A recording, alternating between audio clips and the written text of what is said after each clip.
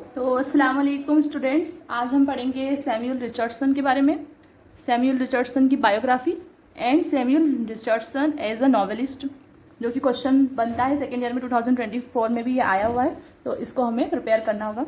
Samuel Richardson was born on August 19, 1689, Mackworth, Derbyshire. Richardson was an English novelist who expanded the dramatic possibility of the novel by his invention and use of letters form. इन्होंने इनकी जो novel है उसको ऐसे expand किया था, इनको ड्रामे को ऐसे एक्सपांड किया है बाय द लेटर फॉर्म की नॉवेल्स लिख के, जिसको बोलते हैं epistolary novels.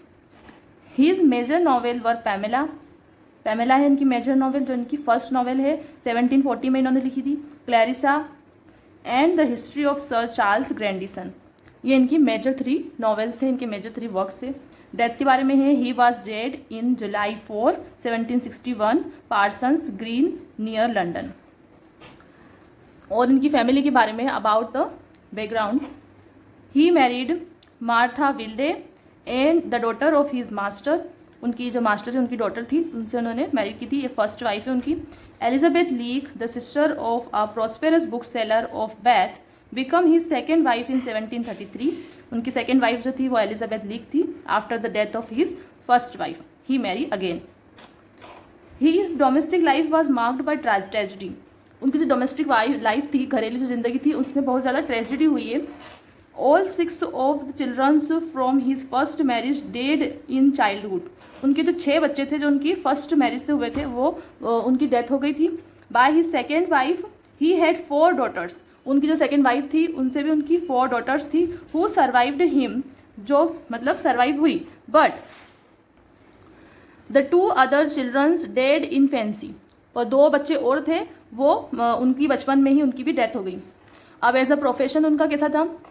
In his professional life Richardson was hard working and successful, Richardson जो थे वो हार्ड वर्किंग थे उनके प्रोफेशन में और बहुत ज़्यादा कामयाबी हुए वो। During the 1730s his press become known as one of the 3 best in London, 1730 के दौरान उनकी जो प्रेस होती थी, जो उनकी लिखे लेख होते थे वो बहुत ज़्यादा बेस्ट नोन होते थे, और 3 बेस्ट में से वो एक बेस्ट राइटर थे।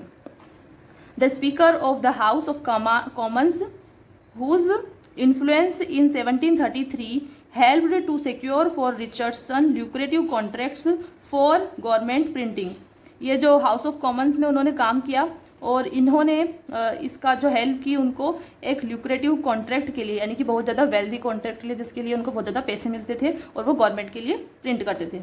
That letter included the journal of the house, और बाद में उनको journal of the house include कर दिया गया, यानी कि वो गवर्नमेंट के लिए ही लिखते। As a novelist after this he wrote his first novel Pamela, it is considered first English novel, इसको फर्स्ट इंग्लिश नॉवेल कंसिडर किया गया है। This work explore the story of young maid servant, इसमें एक यंग मेड सर्वेंट की story है।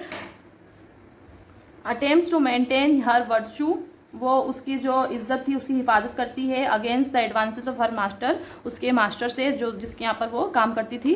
Leading to his eventual remorse and proposal of marriage, और वो उसको मतलब शादी के लिए बोलता है कि वो उससे शादी कर ले, पर वो ऐसा नहीं चाहती थी। तो इस तरीके की ये कुछ स्टोरी है पैमेला की।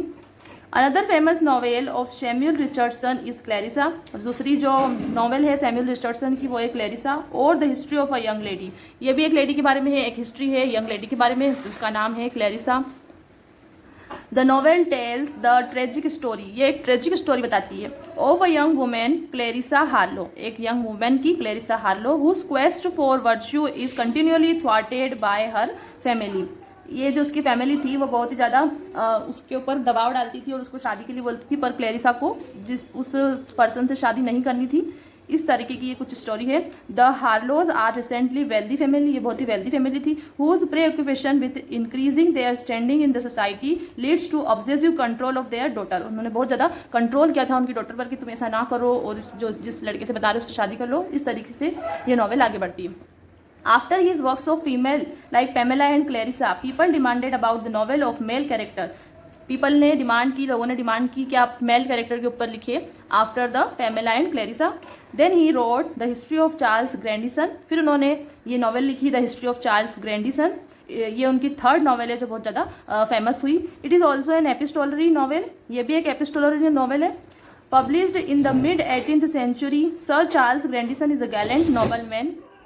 जो सर चार्ल्स ग्रैंडिसन है वो बहुत ज़्यादा ईमानदार आदमी था. Known for his heroic integrity, और उसकी जो हीरोइक इंटीग्रिटी थी उसके लिए वो जाना गया.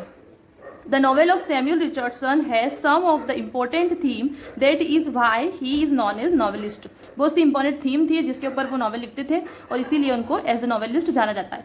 सबसे पहली थीम क्या, emotional depth and character psychology. उनके जो नॉवेल्स थे उसमें इमोशनल डेप्थ होती थी और जो कैरेक्टर्स थे उनकी मनोवैज्ञानिकता के बारे में भी बताया गया है. Richardson's novel delved into the psychological intricacies of his characters. जो रिचर्डसन नॉवेल है वो गहराई से जाते थे उनके जो कैरेक्टर्स थी उनकी साइकोलॉजी के बारे में कि वो क्या सोचते हैं और वो किस तरीके का विचार रखते.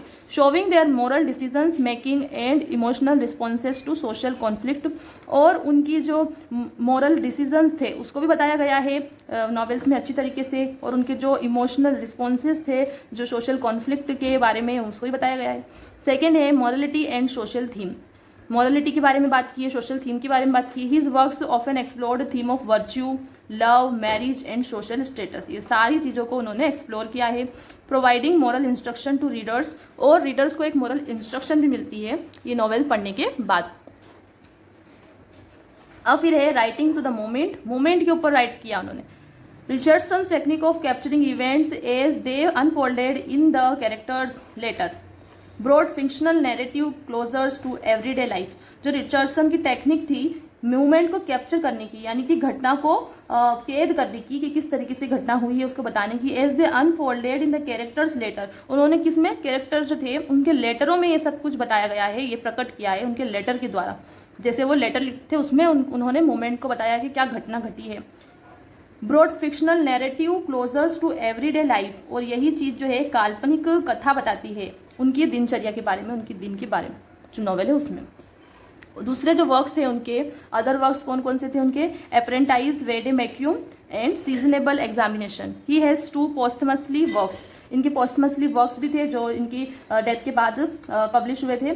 उसमें एक था 6 लेटर्स अपॉन ड्वेलिंग और letters from uncle to his nephew. ये 2 इनके पोस्टमसली वर्क्स थे. अब doctor Johnson said, doctor Johnson ने जो सैमुअल रिचर्डसन है उनके बारे में क्या कहा था, he enlarge the knowledge of human nature. उन्होंने ह्यूमन नेचर के नॉलेज को, ज्ञान को एनलार्ज किया है यानी कि बढ़ाया है. एंड टोल्ड द पैशन, और उन्होंने बताया है पैशन, किस चीज़ का पैशन, काम करने का जो पैशन है उसको सिखाया उन्होंने. To move at the command of virtue, सदाचार की राह दिखाई है, उस पर जाने का आदेश दिया है उन्होंने. तो ये थी सैमुअल रिचर्डसन की biography and Samuel Richardson as a novelist. Video पसंद आई हो तो हमारी वीडियो को लाइक कीजिए, और अगर आपने सब्सक्राइब नहीं किया है तो चैनल को सब्सक्राइब कीजिए. और इंग्लिश लिटरेचर से रिलेटेड BA सेकेंड ईयर की सारे ड्रामा की समरी वगैरह आपको इस चैनल पर मिलेगी, तो चैनल को ज़रूर से सब्सक्राइब करिए. Thank you.